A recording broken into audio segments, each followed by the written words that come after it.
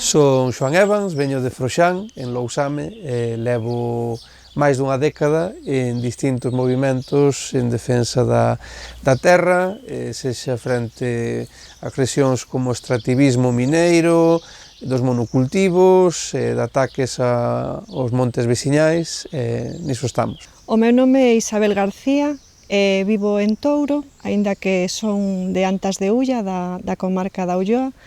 Fai sobre 27 anos que estou vivindo aquí en Touro e a miña inquedanza polo ecoloxismo pois eu vivo nunha zona rural e sempre me gustou a protección do medio natural e aquí en Touro pois, xurdiron moitas accións polas que eu me sinto con necesidade de defender a natureza.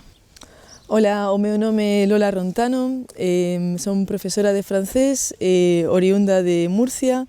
Hai 20 anos que vivo en Galicia. A miña relación cos movimentos de loita ambiental e ecoloxistas pois datan da época do Prestige, porque foi justamente cando eu cheguei a Galicia para botar unha man como voluntaria e digamos que a preocupación polo estado de saúde do medio ambiente, e da nosa sociedade pois sempre estivo entre os meus pensamentos sobre pois que fago nesta sociedade e como quero que sexa.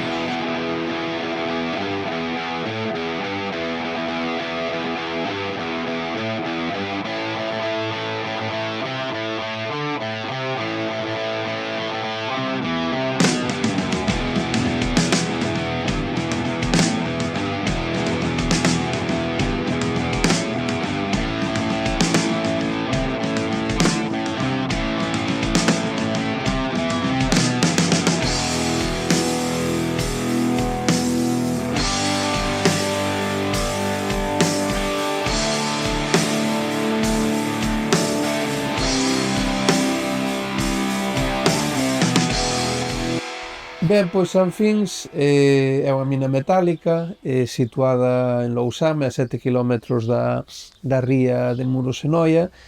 É unha mina que leva funcionando case 140 anos, e neses 140 anos houbo períodos de interrupción, pero tamén períodos de conflitos intensos.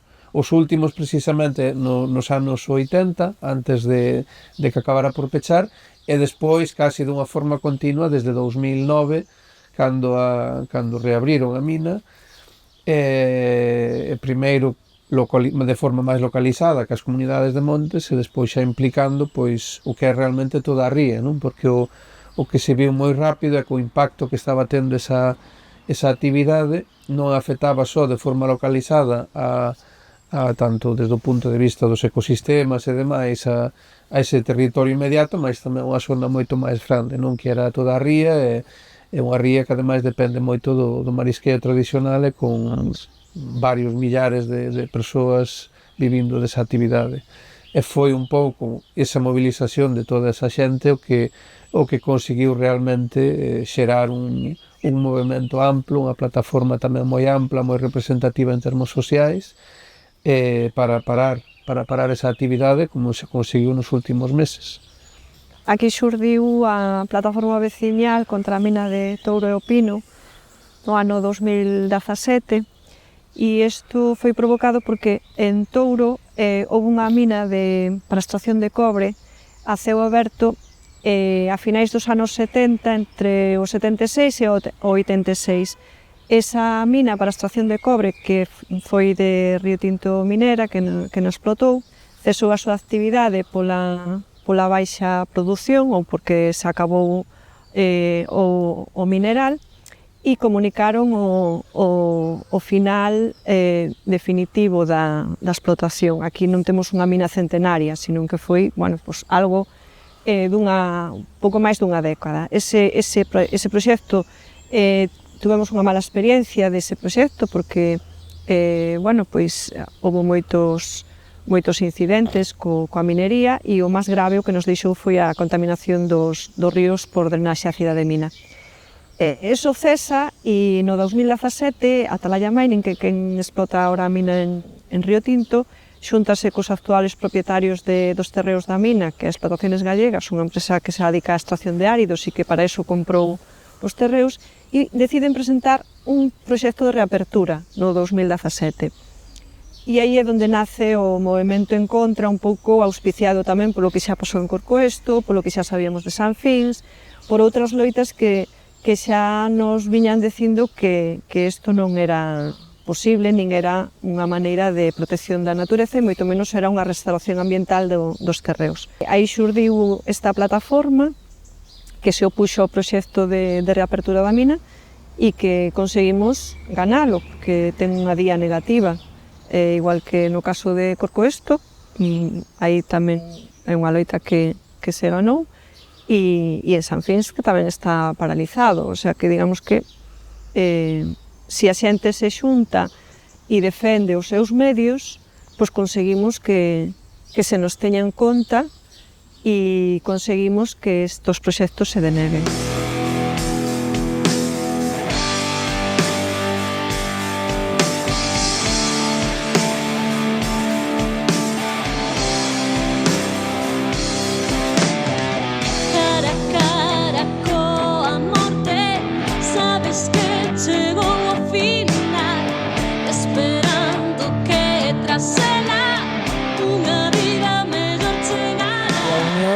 Que fai a forza finalmente, no, da comunidade contra proxectos extractivos, contra minas que son pois incompatibles coa vida e coa actividade normal deses lugares.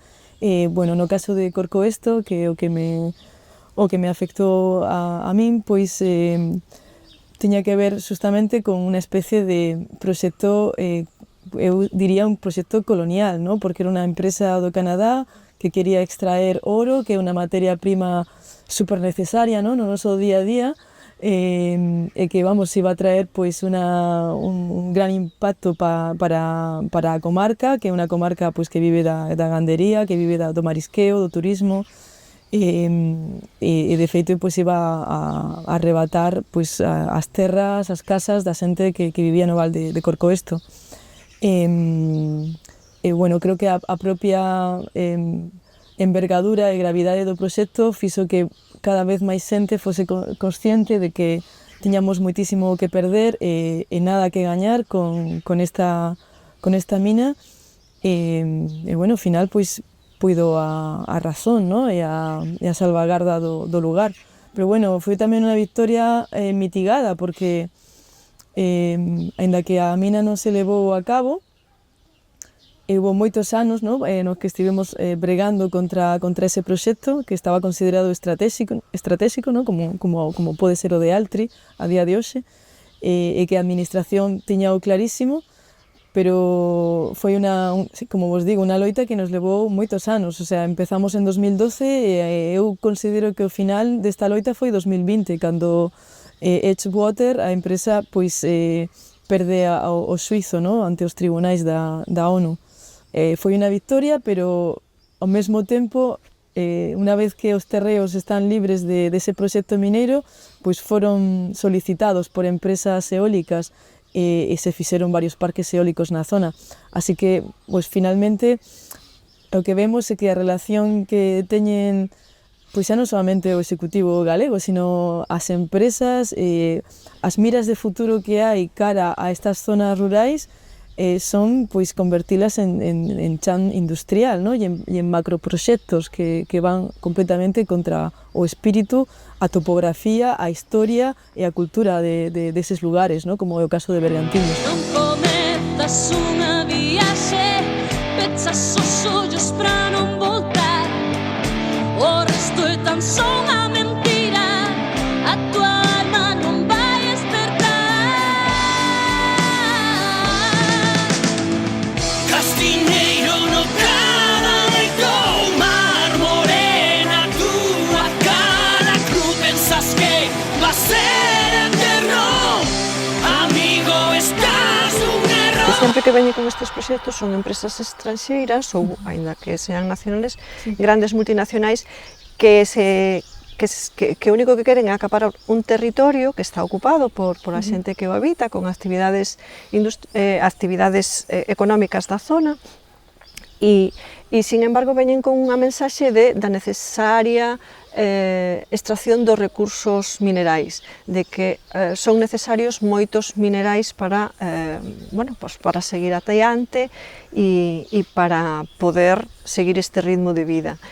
Sin embargo, nun estudio recente no que ti colaborache, se demostrou que non é necesario tanto extractivismo, que hai outro modelo de obter minerais sin necesidade de maltratar o territorio e desfacer a natureza. Claro, que hai que pensar que minería ao final é unha tentativa de solucionar, que non soluciona nada, dunha irresponsabilidade nosa como sociedade a hora de digamos, utilizar os metais dunha forma totalmente casi tola, non? Porque non está habendo a pesar das posibilidades técnicas, non, de recuperación de metais, unha vez que os metais se extraen da terra e entran en circulación, pois moitos acaban incinerados, acaban disipados no ambiente e nunca máis se vai poder recuperar, non? E iso ainda é máis absurdo, por exemplo, cando se plantexa como no caso de Corcoesto ou de Tapia, co caso da mina de Salave, ou un proxecto que hai tamén agora na Penouta de Ouro, un metal que debería estar directamente prohibida a súa extracción a nivel mundial, porque temos ouro para os próximos séculos acumulado en reservas, en xoias, en usos que non teñen nada que ver cas necesidades humanas, non? Entón, cando incluso eso se pretende pasar como algo de interese público e xeral, realmente demostra o que é o absurdo, non? Eu tamén quería dicir unha cousa en relación un pouco a estas experiencias, que é o pouso acumulativo das experiencias da resistencia, non? Porque nós, por exemplo, cando fai máis ou menos 10 anos comezamos a ver o problema que supoñía Sanfins a reiniciar ese proxecto, beneficiámonos moitísimo desa luta que ainda estaba na parte máis intensa finalizando, que foi o caso de Corcoesto. Entón, esas experiencias de lidiar ca administración e lidiar cos distintos proxectos e cas propias empresas, creo que é algo que se foi transmitindo, e tamén pasou aquí en Touro, non? En Touro, desde os propios inicios, en 2017, beneficiouse moito dese pouso, non? Desa acumulación de saberes e de coñecemento, e tamén, sobre todo, de ir construindo unha atitude crítica frente ao que moita xente pensaba que era unha administración neutral, cando realmente non é totalmente servila a determinados intereses en unhas empresas que teñen unha idea para a nosa terra que é extremadamente destructiva. Sí. Sin isto eu concordo tamén con esa idea da memoria de loitas, o pouso de loitas anteriores. No caso de Corcoesto, para nós foi un modelo, pois toda a loita que viña de América Latina, especialmente de Argentina, de Perú. Foron os primeiros documentais que pudemos ver, as primeiras fontes de información, tamén a través de Tapia de Casariego, de Salave, de Belmonte, as experiencias da xente que sufriu eses proxectos, esas minas. Eu penso que sí, que aprendimos moito, e iso foi unha cosa moi importante, por exemplo, na vitoria de Corcoesto, pero penso que, por outra banda, a administración e as empresas tamén tomaron boa nota de como a resistencia se organizaba e xestionaba, ¿no? Para tratar justamente de impedir e poñer máis paus nas rodas justamente das persoas que se movilizaban contra certos proxectos, ¿no? Xa fosen minas ou macroeólicas ou, neste caso, unha macrocelulosa. Sí. E de feito, ao final, son as mesmas empresas, porque La Bandeira, que agora está á frente da Atalaya, que está co proxecto de Touro, estaba daquela con Mineira de Corcoesto, en Corcoesto, Explotaciones Gallegas tamén foi un dos inversores iniciais de cando en 2009 se puxo a andar a mina de Sanfins. Entón, claro, é un universo moi reducido. É unha cousa que tamén vimos e que se ve sobre todo en Touro, é como a guerra sucia que se empezou en Corcoesto, depois se foi levando a outros lugares, non? Esas tentativas de dividir as comunidades, de enfrentar a xente, de usar unha serie de técnicas que, seguro que Isa nos pode contar moito. No, tampouco detallalas, pero sí que siguen unha pauta común. É dicir, para nós foi un referente a loita de Corcoesto, que comenta Lola, porque de aí aprendemos, é dicir, nadie está preparado para afrontarse a unha empresa destas características e de repente atopaste con un proxecto que, dicir, bueno, é como te defendes de isto, non? Prácticamente xa está aprobado. Xa está aprobado, Para isto. claro, dancho como feito, algo que xa non tes nada que facer, e bueno, encontrarnos con eso e ter un referente atrás, pois que xa había moita xente que colaborara en parar a mineira de Corcoesto desde distintos colectivos sociais, pois para nós foi contar aí xa con un tesouro para poder defendernos. E logo eso vai medrando e cada vez pois son máis casos, porque bueno, pois, está a Sanfins, está o tema Suído, está a Penouta, e en todos siguen o mesmo patrón. E en todos vemos que xurden pois, colectivos locais, porque a xente ten que defender o seu medio de vida ante este tipo de invasión. Ao final, é o que decías, estamos falando de colonialismo. Unha empresa que chega ao teu territorio e o que quere é apoderarse do que che pertenece e que ti precisamente estás desarrollando desde un punto de vista cuidadoso e respetuoso co medio e tamén para a posteridade. Sí, sí, aparte penso que é unha cosa que se repite en todas as comunidades rurais, vamos a decir, ¿no? De que ese discurso de terra de ninguén, de que aquí pues vamos a traer prosperidade, riqueza, emprego. No caso de Corcoesto xogaban co contexto social, ¿no? Porque estábamos en plena crise económica, había unas taxas de paro moi altas, falaban do despoboamento, como se o despoboamento fose un grave problema, ¿no? das zonas rurais ou costeiras, neste caso, que para eles era unha maneira de fixar esa poboación, ¿no?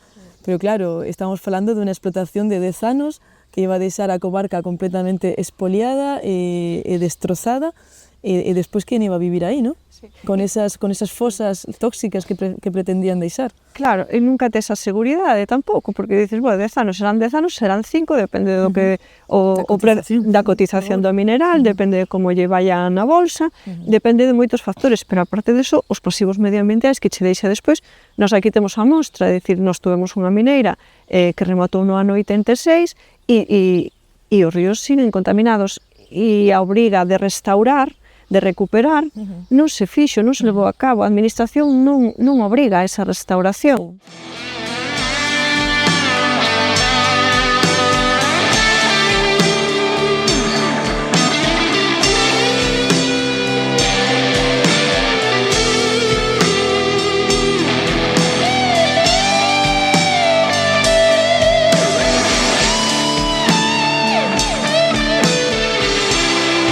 Ese foi un dos puntos no que insistimos moitísimo nas nosas alegacións á mina de Corcoesto, que iba a pasar unha vez que a empresa dera por finalizado o proxecto e marchase, ¿no?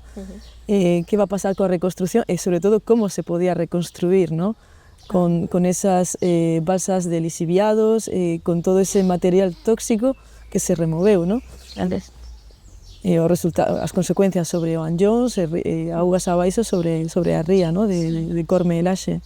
É unha cousa moi importante nestas loitas tamén foron as redes, que é dicir, de Corcoesto nasceu Contraminación, ¿no? como unha articulación deses colectivos, tamén tomou un impulso moi grande a Federación Ecologista Galega, con todas as distintas organizacións que facían parte, e foi un pouco esas redes, eses colectivos, non?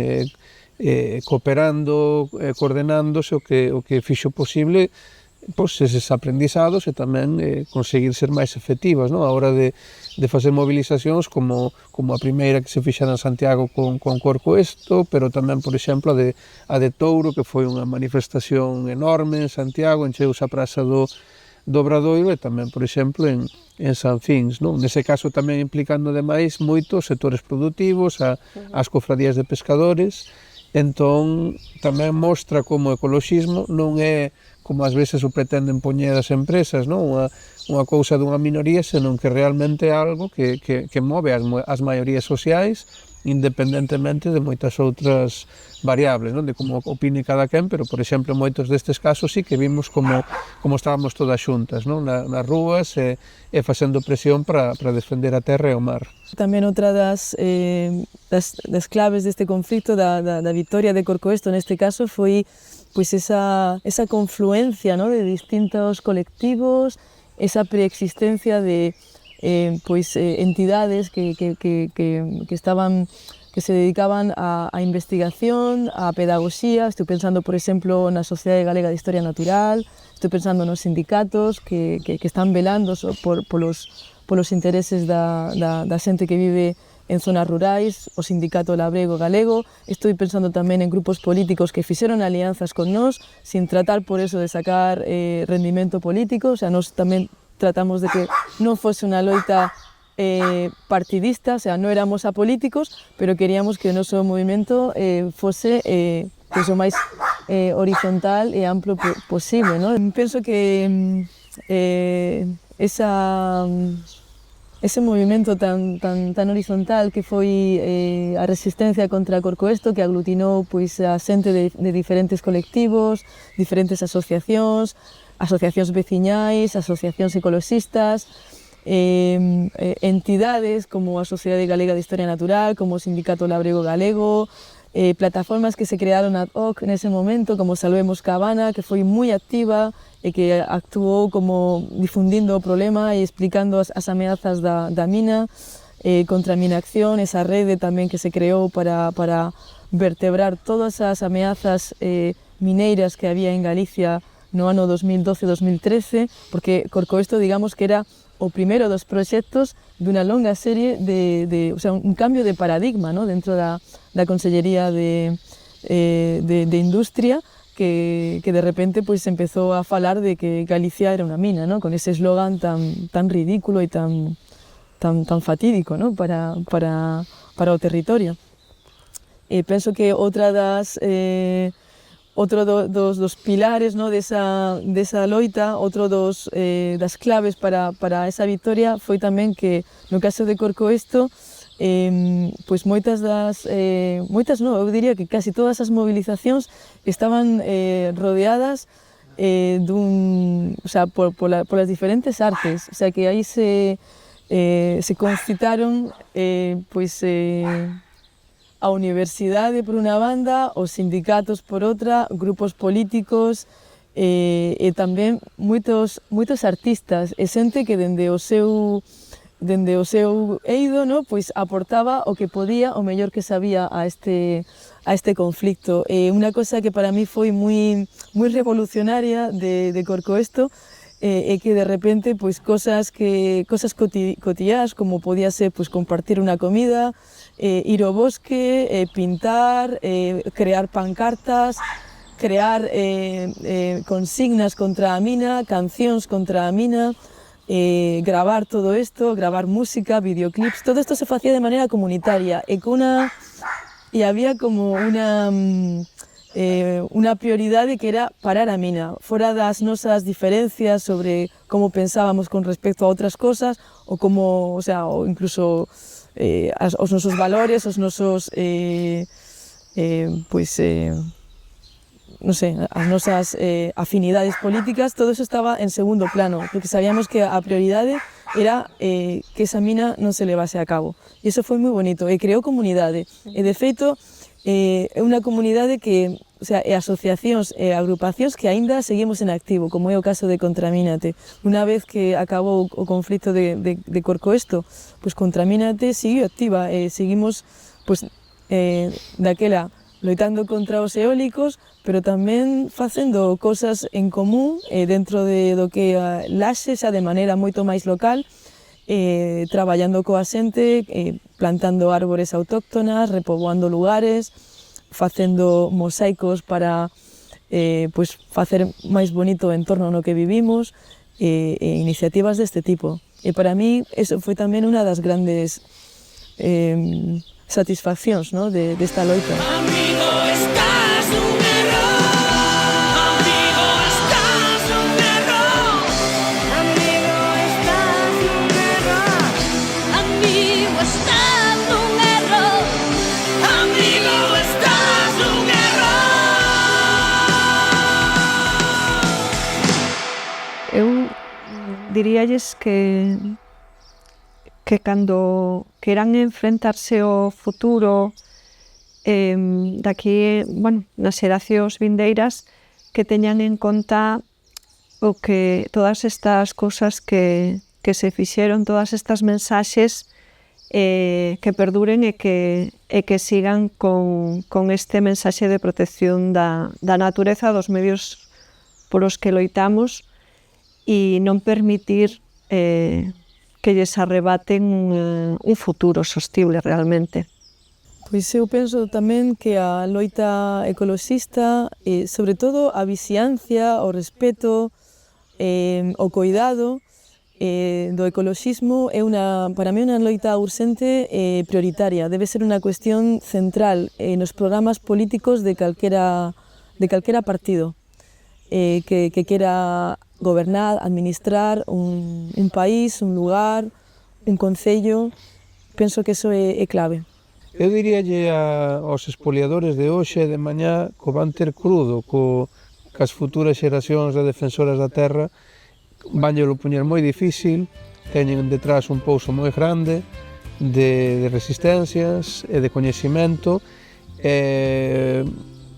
van ter que pensarlo dúas veces antes de lidiar con elas, porque non vai ser fácil, non van ter fácil, e ven aí unha xeración moi potente de defensoras da terra.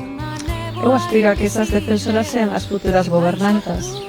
Oxalá que sexa así. Sería bonito, por lo menos xa levarían algo aprendido.